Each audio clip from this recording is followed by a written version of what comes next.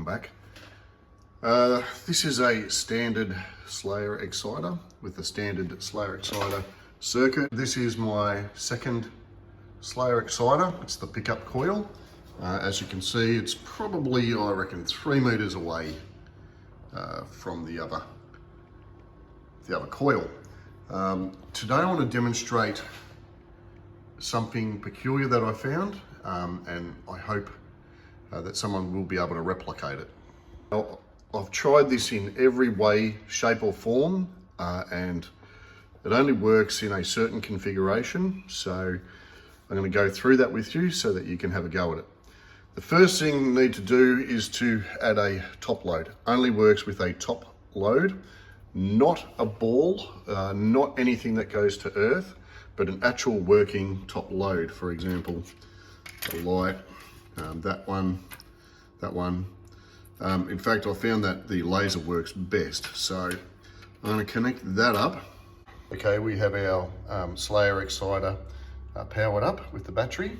We can see that, yep, it is working. With our pickup coil, what I have is, got another one of these. That's connected to here. I'll show you what it's connected to. Try and get it to focus. It's connected to the base of the secondary. The base of the secondary. I have connected it to one end of the primary as well.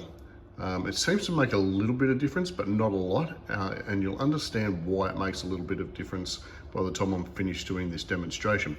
But that is, you're going to say that it's quite a long way from the other one, and it's not going to light this up. In fact, nothing. We got nothing, right? But what I will do, the first thing I'll demonstrate is I'll put a working load on top of this this first Slayer. So actually I had to switch back to the mains. That is, it's 100 milliamps at 5 volts because the battery died. So let's go back over. Okay, let me demonstrate this, and you'll see how it's picking that up? Would help if it was focusing. Can just make it out. What I did notice was the load you put on the top determines two things. The thing is, it determines how bright this LED is, and the second thing, it determines the capacitance, so the distance away that the LED actually lights up. And your body, of course, does have an effect as well, but it's my body or my hand is far enough away where it's not causing not causing a problem. And so here I've switched to our, as you can see, our laser load, and you will see that it's a bit brighter. The heavier the load down the other end, the brighter our LED is down this end, and also it's out a little bit further. This isn't connected to anything. It's just freestanding. It's a freestanding thing. One thing I have noticed, the fridge may have something to do with it. I've tried connecting this to ground. It doesn't work. I've turned off the fridge to make sure there's no electrical interference. That doesn't have an impact one way or the other. So it just works. I'm not sure why. But one thing I did find that is extremely interesting that you're going to love is I'm going to introduce this metal plate. Now, with the metal plate, I'm going to connect it once again to the bottom of our pickup coil. Now, I've tried earthing the bottom of that pickup coil, and that doesn't work. It only works if we've got like a pseudo earth. So I'll try that. So here I've connected our plate just to the bottom of the secondary coil. The primary coil is not attached to anything, it's just a secondary coil. And also from the plate, I've got it going to our LED here. And I'll demonstrate that. This is the first thing I found. Okay, here we go. Nice and bright. Now, What I did notice is the closer you put your metal plate to the coil, it changes its capacitance, so it stops working. There you go, I've moved it, and now it's not going to work. It did work a little bit. It made me a liar. Yeah, but not as good. But I've tried everything. That's the first thing. So there's something going on with that. The next thing I want to demonstrate is I'm going to make a larger load. Here I've got it attached to a ball now, which is sitting on the plate, attached to our bottom of our secondary, and you'll see, 2 seconds, you'll see that it's a lot brighter.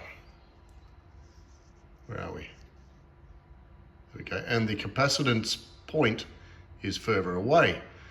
So that's a lot brighter now. So the bigger the load onto the end of that, well, the start of the secondary really, the bigger the load you put on, the more it picks up.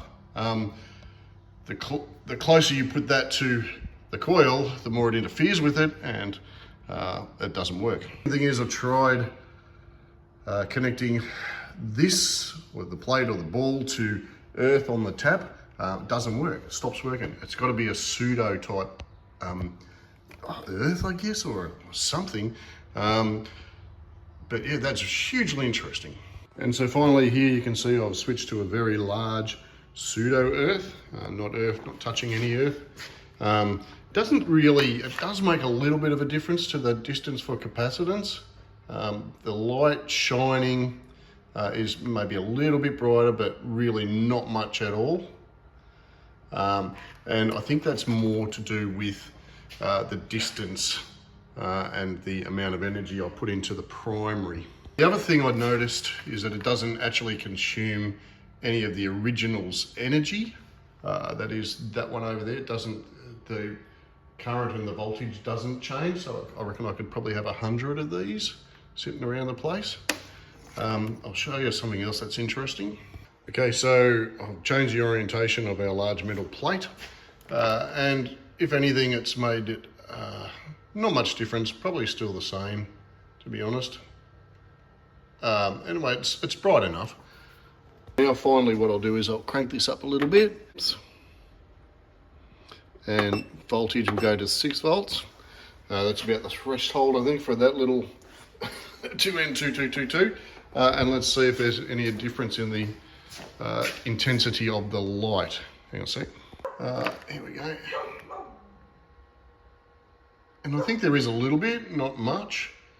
But yeah, it's definitely a bit brighter. It's interesting, it go down further, it doesn't come on at all. Go up higher, it seems to be quite a fair bit stronger. Anyway, I hope you found that interesting. Definitely connecting our primary back onto there worked earlier because it added capacitance, some sort of capacitance to the system.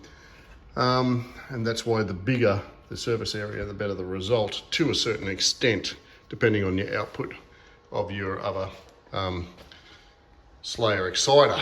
So thanks for watching. Try that. Try connecting that bottom of your secondary to a plate, a pseudo earth, and then try running a bulb from that same metal pseudo earth. It's actually brighter in real life, but yeah, try that, connecting that to a LED or something. It's not high voltage, from what I can gather. It's only about 18 volts. So the voltage changes, but it is AC, I've found. But anyway, someone else want to reply. If someone else wants to replicate that and have a crack at it, certainly interested to see what sort of results you get. Thanks for watching. Catch you later.